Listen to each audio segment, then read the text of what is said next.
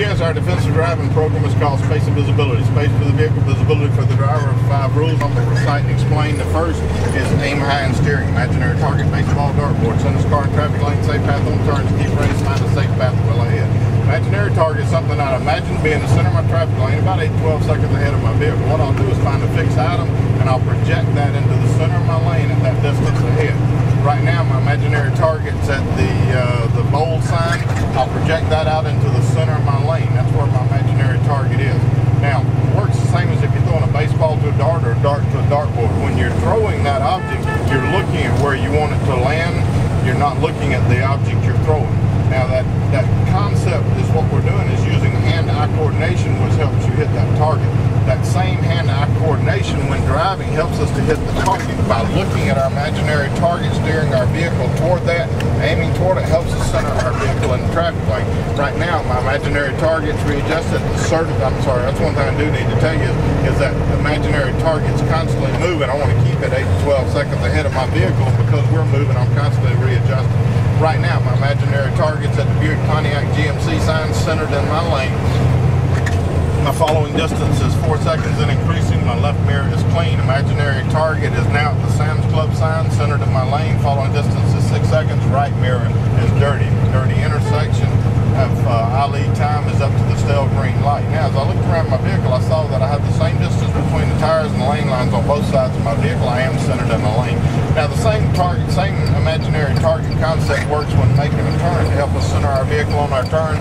When making a turn, to have a safe path, you want to keep your tires within 3 foot of the curb without hitting the curb, and you want to be centered in your lane when you pull through the turn. Now, I'm going to use that imaginary target concept as I begin making this turn. What I'll do is aim at my imaginary target, which will be at that second telephone pole centered in my lane. And as I pull through this turn, I'm going to have a nice, safe path on the turn. I've got vehicles in, so we got to stop. Now, the key phrase that helps us remember that is find a safe path well ahead. The next one is get the big picture, how wide and deep, what's in it. Objects and ground, keep your way from billboards, smooth stops and turns, buys time. The key phrase, stay back and see it all. Now, how wide and deep can vary according to different areas that you're driving in. In residential driving, it's from house line to house line wide and 1 block ahead. For city driving, it's business line to business line wide, 1 block ahead. For rural or interstate, it's tree line to tree line wide, or ditch line to ditch line wide, and up to 1/2 mile ahead, depending on space and visibility.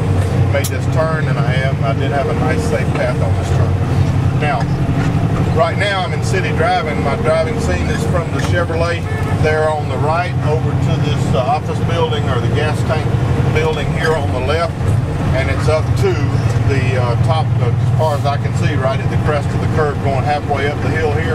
That's my driving scene. Now, I want to see everything that's in my driving scene, and I refer to everything in my driving scene as one of 2 things. It's either an object or ground. Objects are those things that move or can move, such as that school bus that was pulling up to that intersection. It could also be an animal or pedestrian or a parked car that can move into my driving lane.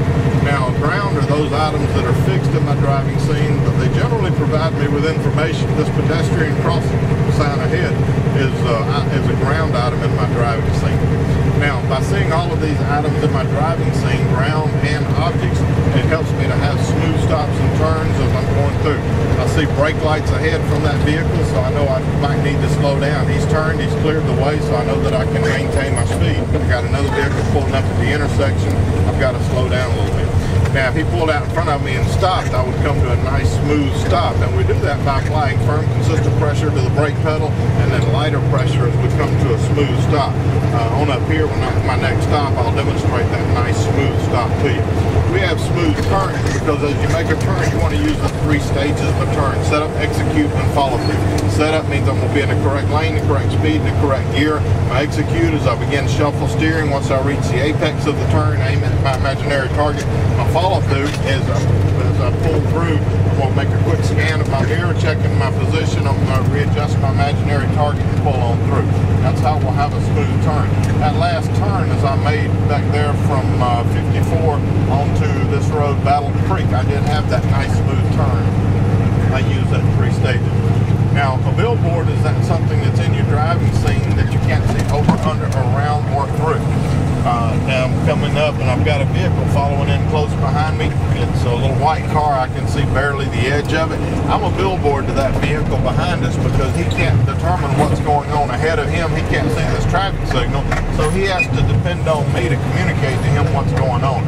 By staying back away from the billboard helps you see everything in your driving seat. Now we buy ourselves time by always maintaining the correct follow distance, 4 to 6 seconds at 29 miles per hour, below 6 to 8 seconds at 30 miles per hour and above. By always maintaining the correct following distance, like I said, we buy ourselves time. I'm buying myself time because I have greater than 6 seconds of following distance because we have a traffic signal and I'm coming to a stop. Key phrase, you stay back and see it all. Next one's keep your eyes moving. Move eyes front 2 seconds, rear 5 to 8 seconds. Keeps you alive at intersections. Keeps eyes ahead of car. Key phrase is scan, don't stare. When driving along, you always want to move your eyes. We use a triangular vision pattern to accomplish a smooth eye movement. By moving your eyes in a triangular vision pattern, when you're up front, you want to check your priority items such as your eye lead time, your following distance, intersections, things that are going on ahead of your vehicle. Now, you want to check a mirror or check a rear every 5 to 8 seconds, and what you want to look for in your mirror is at a quick scan, you're checking your lane position, traffic conditions, and mechanical problems.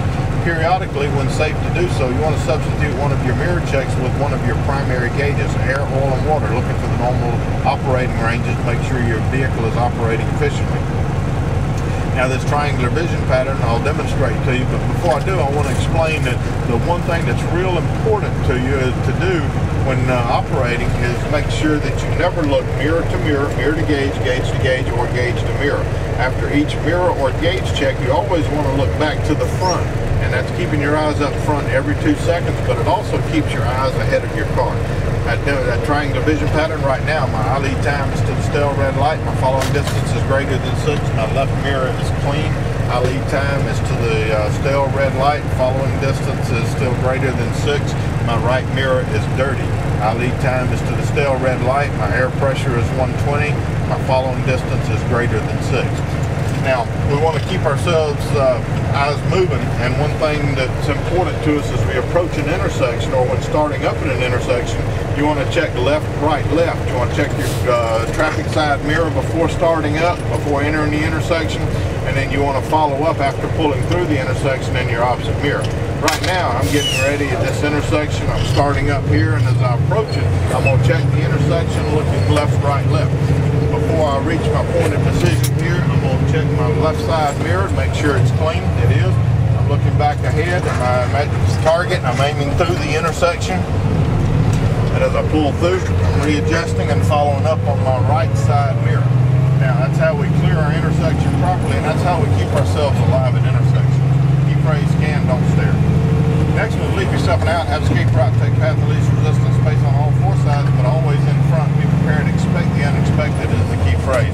When traveling along, you always want to have an escape route. Escape route is simply a place to put the vehicle in an emergency situation, a place to go to prevent an accident from occurring. I cannot always control the space on the left or right of my vehicle, but I can always control the space ahead as I'm doing right now, so that will always allow me to have an escape route ahead. Right now, I've got greater than 8 seconds of following distance. My left mirror is clean. I've got greater than 8 seconds of following distance. My eye lead time is to the stale green light. My right mirror is dirty. Eye lead time is to the yellow diamond sign ahead. Now, as I looked around, I saw not only did I have an escape route ahead of me, but I also had an escape route to the left.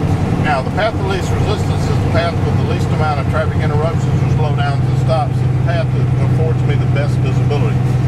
Typically, as a larger, slower moving vehicle, we want to stay to the right when safe to do so. However, that's not always our path of least resistance.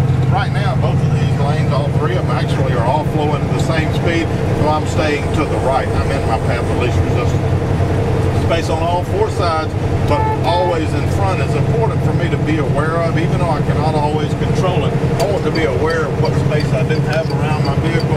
Right now, I've got greater than 8 seconds of following distance. My left mirror was clean. I was changing lanes. My eye lead time is to the stale red light. Following distance is 7 seconds. My left mirror is clean. Eye lead time is back to the stale red light. Following distance is decreasing. I'm stopping for the light, but I will be at greater than 6 seconds. My right mirror is dirty. Eye lead time is to the stale red light.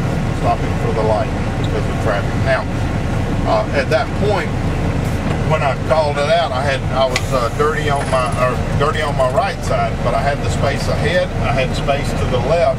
And also, when I checked my mirror, I noticed that I had no vehicles running real close behind me, so I did have space to the rear as well. So I had space on 3 sides of my vehicle at that point. The key phrase, be prepared, expect the unexpected. Last one is make sure they see you, communicate in traffic, horn, light, signals, establishes eye-to-eye contact. The key phrase, don't gamble, use your horn, lights, and signals. While driving along, we want to use the tools in our vehicle to help us to communicate with motorists and with pedestrians. And our vehicle is equipped with 3 tools. We have a horn, we have lights, and we have signals we want to use to communicate. Now, the way we communicate, generally our horn could be our primary tool, and we want to use a friendly tap of the horn. Sometimes a loud blast may be necessary to gain the eye contact. Once you establish that eye contact, it's the only time you can expect others to act in a reasonable, predictable manner. A car that was at that intersection, approaching that intersection a while ago, I tapped my horn to communicate with them, so that way I'd establish eye contact to help prevent them from pulling out in front of me. We use our lights not only to see but to be seen. DOT requires our headlights on from sunset until sunrise, and state and local laws require their own during inclement weather such as rain. We use them anytime we cannot see 500 feet ahead of us, in front of us, without our lights. We also use our brake lights to communicate our intentions of turns, slowdowns, and stops. Right, not turns, but our slowdowns and stops. Right now, I see the brake lights on the vehicles ahead lets me know everybody's slowing down because of this red light ahead. They're communicating to me that they're slowing down or stopping, and I know that I need to slow down and stop as well. Now, we want to use our signals to indicate our intentions of turn, lane changes, and merges. We want to turn the signal on a minimum of 100 foot in advance of turn, lane change, or merge, and leave it on until you're completely in your new lane of travel. I'll be making a lane change right up here once we get moving, and I'm going to count the turn on my left signal. I'll leave it on until I'm completely in my new lane of travel, and then I'll cancel. And we use all of these things to help us establish eye-to-eye contact, our horn, our lights, and our signals. And what we do is once we establish that eye contact, we take an unpredictable situation, make it a little bit more predictable. And I've demonstrated each of those, our horn, our lights, and our signals, and how they work. Key phrase, don't gamble, use your horn, lights, and signals. All right.